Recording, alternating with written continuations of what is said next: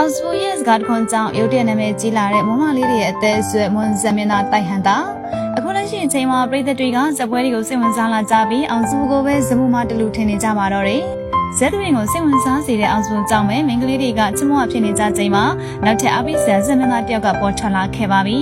အောင်စုကသူ့ရဲ့ပွဲတစ်ခုမှာပြည်သက်တွေနဲ့စကားတွေပြောရင်းနဲ့သူ့ရဲ့တငယ်ချင်းဖြစ်သူတိုက်ဟန်တာအကြောင်းကိုစင်မောမရုတ်တရက်ပြောချလိုက်ပါတယ်အောင်စုလိုနာမည်ကြီးနေတဲ့သူတယောက်ကစင်မောကနေနာမည်တက်ပြီးပြောလိုက်တာကြောင့်ပြည်သက်တွေရဲ့စိတ်ထဲမှာတိုက်ဟန်တာဆိုတာဘယ်သူများလဲဆိုရဲစူးစမ်းခြင်းနဲ့စိတ်တွေကချက်ချင်းကိုဖြစ်ပေါ်သွားတော့တယ်အဲဒီနောက်မှာတော့ social media ပေါ်ကစုံထောက်ပရိသတ်တွေဟာတိုင်ဟန်သားဆိုတဲ့နာမည်ကိုလိုက်ရှင်းလန်းရှာဖွေခဲ့ကြပါတယ်။ရှာဖွေကြည့်လိုက်တဲ့အချိန်မှာတော့သူတို့ထင်ထားတာချက်ပို့ပြီးတော့ဆွဲဆောင်မှုရှိနေတဲ့အပြင်အောင်စုနဲ့လည်းရုပ်ချင်းခက်ဆင်ဆင်တူနေတဲ့တိုင်ဟန်သားကိုမြင်တွေ့လိုက်ရပါတော့တယ်။မိန်းကလေးပရိသတ်တွေကတိုင်ဟန်သားကိုမြင်ချင်းသဘောကျသွားပြီးတော့သူနဲ့အောင်စုတို့ရဲ့ရုပ်သွင်းပြင်ကလည်းစင်တူနေလို့အံ့ဩသွားကြတာပါ။သူတို့နှစ်ယောက်စလုံးကကိုရီးယားဆန်ဆန်ရုပ်ရည်မျိုးကိုပိုင်ဆိုင်ထားကြပြီးမျက်ခုံးချူချူနာရန်စင်းစင်းနဲ့ပြုံးလိုက်ရင်မိန်းကလေးတွေကိုအည်ပြောသွားစေမဲ့အပြုံးပိုင်ရှင်လေးတွေဖြစ်နေကြပါတယ်။အောင်စုကပရိသတ်ကိုဆွဲဆောင်နိုင်တဲ့ဩဇာရှိတဲ့အတန်နဲ့အကောက်ကိုပိုင်ဆိုင်ထားသလိုတိုက်ဟန်သားကလည်းသူနိသူဟန်နဲ့ကြည်ကောင်းနေတဲ့ပြိုတိုင်းကျိတ်တဲ့နှင်းစီခိုင်လေးတစ်ပွင့်ဖြစ်နေပါတယ်။တိုက်ဟန်သားနဲ့အောင်စုတို့ကတငယ်ချင်းတွေဖြစ်ကြပြီးတော့ဇက်လောကထဲမှာအတီးတီးအောင်မြင်နေကြပါတယ်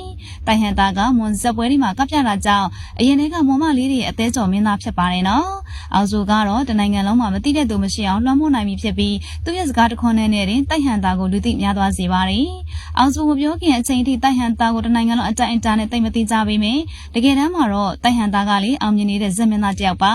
မွန်ပြည်နယ်ဘက်မှာတော့နာမည်ကြီးတဲ့မွန်ဇက်မင်းသားဖြစ်ပြီးမွန်ရိုးရာမွန်ဇက်သမီးအမှုပညာကိုမြင့်မြတ်နိုးနိုးနဲ့ထိမ့်သိမ်းကပြဖြောပြနေသူတူလည်းဖြစ်ပါတယ်သူရဲ့ကပြဖြောပြမှုတွေပြက်ဆက်တွေမှာတရုတ်ဆောင်မုံတွေဟာမွန်ပရိသတ်တွေကြားမှာတော့အတော်လေးကိုရည်ပန်းစားပါတယ်မွန်မလေးတွေရဲ့အချစ်တော့မွန်ပြည်နယ်ကပရိသတ်တွေအသက်ဇွဲမင်းသားလေးဖြစ်ပြီးတော့အောင်စုကမိတ်ဆက်လိုက်တဲ့အခါမှာတော့မွန်ပြည်နယ်အတွင်းသားမကတနိုင်ငံလုံးကပရိသတ်တွေကပါသူ့ရဲ့အမှုပညာကိုသတိထားမိလာကြပြီးတော့မွန်ဇက်သမီးလောကအတွက်ပါအများကြီးအကျိုးရှိစေပါတယ်။တိုင်ဟန်သားရဲ့အောင်မြင်မှုကရုတ်တရက်ပေါ်ပေါက်လာတာမဟုတ်ဘဲတိုင်ဟန်သားရဲ့အဖေကိုယ်တိုင်ကလည်းတစ်ခေတ်တစ်ခါကနာမည်ကြီးခဲ့တဲ့ဇက်မင်းသားဖြစ်ပါတယ်။ဖခင်ဖြစ်သူကပြဖြောပြခဲ့တဲ့ဇက်ပွဲတွေတင် जा ပေးခဲ့တဲ့အမှုပညာအမွေတွေကိုရရှိတဲ့အပြင်သူကိုယ်တိုင်ကလည်းအောင်စုနဲ့အတူပညာတွေသင်ယူခဲ့ပါတယ်။အဖေချီယာနဲ့သားဆိုသလိုဖခင်စီကနေအမှုပညာမျိုးစေ့ကိုအပြည့်အဝဆက်ခံထားတဲ့တိုင်ဟန်သားဟာမွန်ဇက်သမင်လောကမှာအောင်မြင်တဲ့မင်းသားအဖြစ်ရည်တည်နေပါပြီ။မွန်ပြည်နယ်မှာပဲကပြတာမဟုတ်ဘဲမလေးရှားနိုင်ငံထိုင်းနိုင်ငံအထိပါကပြနေသူလည်းဖြစ်ပါတယ်။အရက်ရှိရှိနဲ့ကြည်ကောင်းတဲ့မွန်ဇက်မင်းသားဖြစ်တာကြောင့်ပဲအောင်စုပရိသတ်တွေကအားပေးစရာနောက်တစ်ယောက်တိုးလို့လာခဲ့ပါပြီ